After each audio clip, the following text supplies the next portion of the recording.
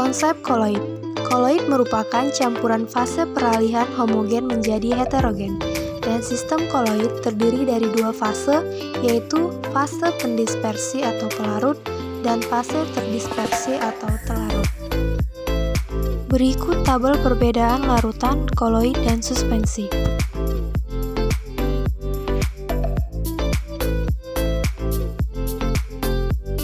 Jenis-jenis koloid.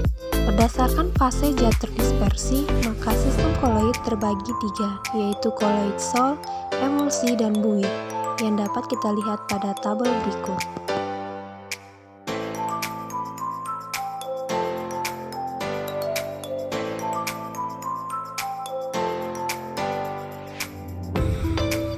Selanjutnya, sifat-sifat koloid.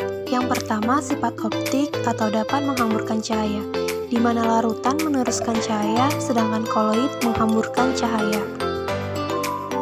Yang pertama adalah efek Tyndall. Efek Tyndall adalah gejala penghamburan cahaya oleh partikel-partikel koloid. Partikel koloid menghamburkan cahaya ke segala arah, sehingga partikel koloid yang sebenarnya tidak terlihat akan tampak sebagai titik-titik terang. Yang kedua, gerak Brown. Gerak Brown yaitu gerakan terus-menerus secara acak atau berliku-liku dari partikel koloid dalam mediumnya. Gerakan ini terjadi karena adanya tumbukan oleh molekul-molekul pada sisi-sisi partikel yang tidak sama. Ketiga, yaitu adsorpsi. Adsorpsi yaitu penyerapan pada permukaan partikel koloid oleh adanya gaya adhesi zat-zat asing.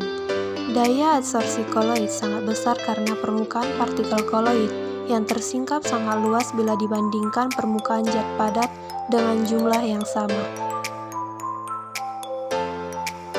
Keempat, elektroforesis. Elektroforesis yaitu bergeraknya partikel koloid ke arah elektroda positif atau negatif dalam medan listrik. Hal ini karena partikel koloid mengabsorpsi ion. Di dalam medan listrik, ion-ion ikut ditarik ke salah satu elektroda sehingga partikel koloid ikut terbawa ke elektroda tersebut. Kelima, dialisis.